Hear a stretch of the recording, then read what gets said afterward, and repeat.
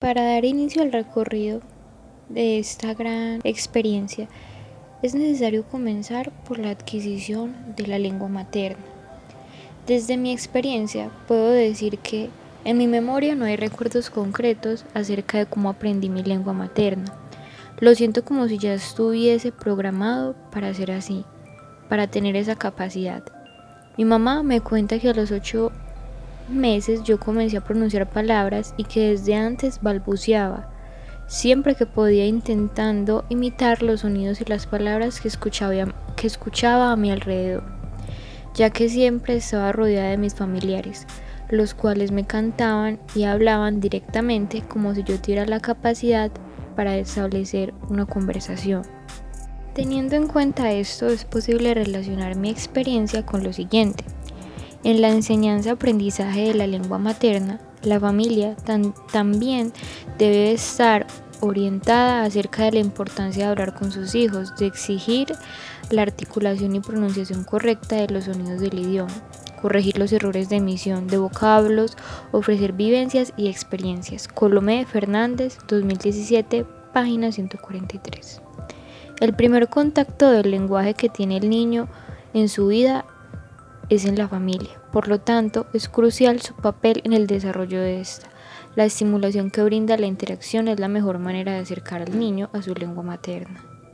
Con respecto a lo anterior, es necesario plantearnos una pregunta muy relevante, la cual es: ¿por qué enseñar español a hispanohablantes?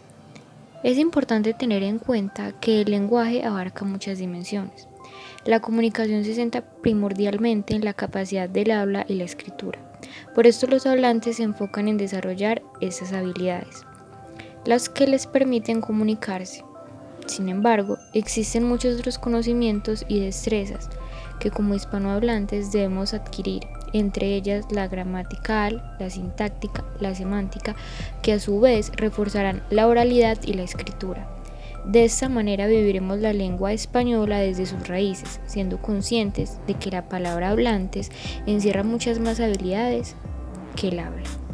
Otro asunto importante para reflexionar es por qué se normatiza la enseñanza de la lengua española. La normatización puede entenderse como sinónimo de organización, entendiendo que el lenguaje es una habilidad indispensable para el individuo y su desarrollo en la sociedad. Es importante configurarla como un contenido también imprescindible en el currículo escolar. Con ello se plantea que en las diversas extensiones que componen al lenguaje se debe implementar un plan a seguir, en donde se garantice que los contenidos impartidos son los idóneos y responden a las habilidades que se deben adquirir para emprender con un buen uso en la sociedad. No debemos olvidar la presencia de las competencias y las supracompetencias en el proceso de aprendizaje de una lengua. Y es que el acto comunicativo se entabla primeramente gracias a la producción oral que realiza un hablante para hacerse entender adecuadamente en una comunidad, y que de esta manera pueda existir un verdadero intercambio de palabras y significados.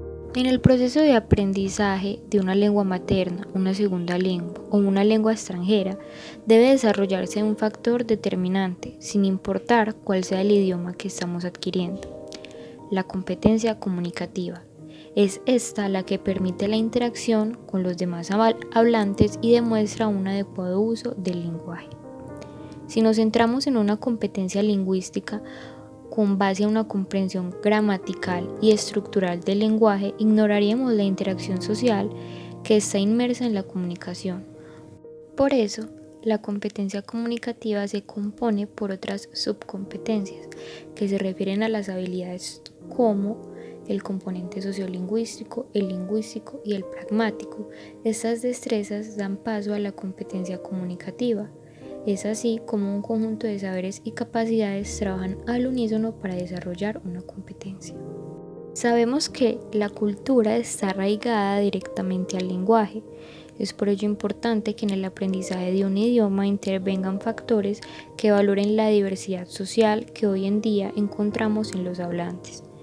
Teniendo presente el factor sociolingüístico dentro de la comunicación, se evidenciarán situaciones culturales que hagan referencia al contexto, la identidad, la interacción social y demás asuntos que se presentan en el intercambio comunicativo. Solo así se llevará a cabo un aprendizaje en relación a la interculturalidad. Las competencias y supracompetencias permiten el integral proceso de aprendizaje que se debe desarrollar en la adquisición de una lengua.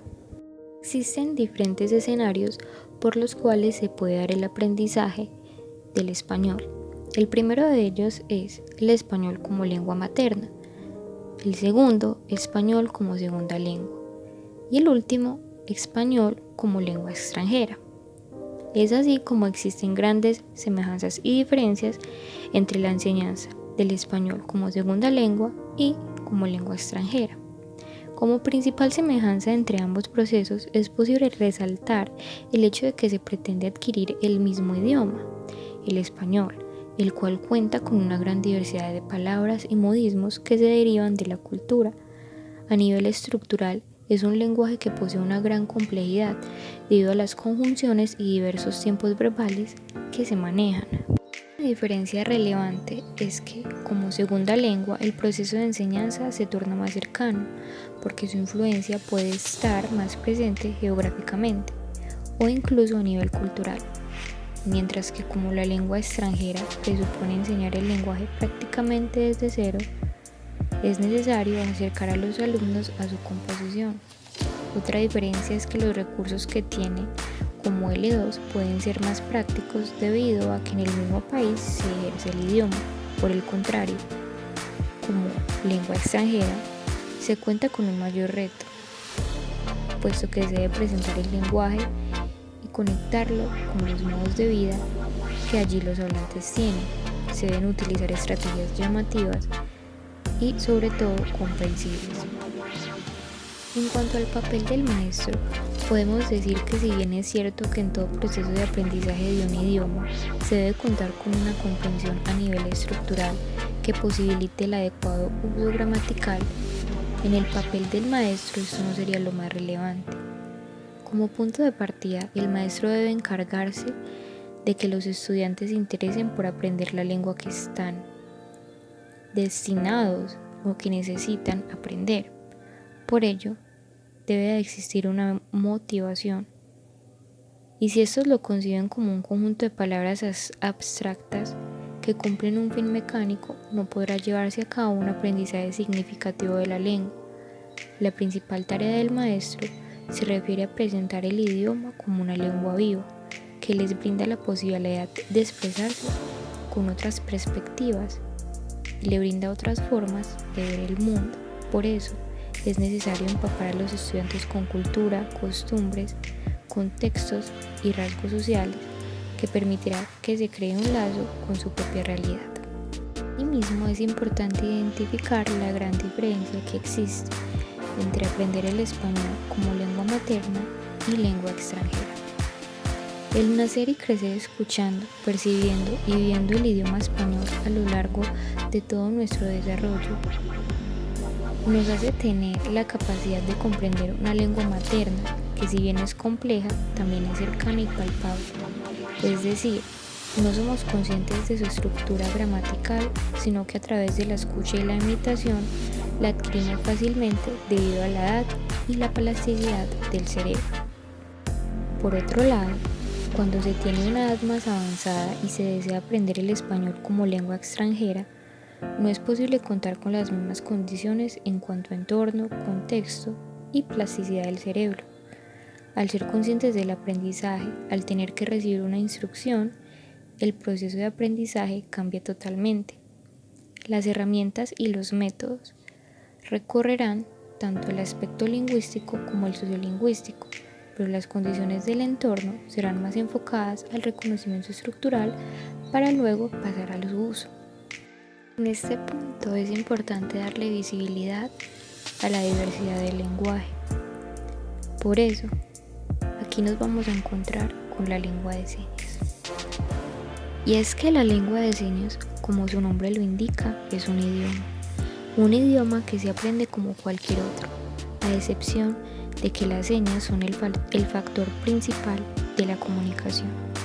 Son nuestras manos, gestos, sentimientos y expresividad lo que nos servirán de apoyo para establecer un intercambio comunicativo. Cada país tiene su propio alfabeto. Por eso, no es lo mismo aprender una lengua de señas en español que en inglés. Todo depende de la ubicación geográfica. En nuestro contexto colombiano intervienen distintos asuntos frente a la implementación de la lengua de señas en la educación. Por supuesto está la diversidad y el acceso a la enseñanza sin importar cuál sea la condición de la persona. También se tiene en cuenta que las entidades educativas deben preocuparse por brindar las comodidades necesarias y difundir en la comunidad un conocimiento más amplio con respecto al tema. Para una persona que se comunica en lengua de señas es necesario emprender un proceso de aprendizaje para que las estructuras gramaticales del español y viceversa sean entendibles para los hablantes. De esta manera es importante concebir la lengua de señas como un idioma relevante y muy significativo.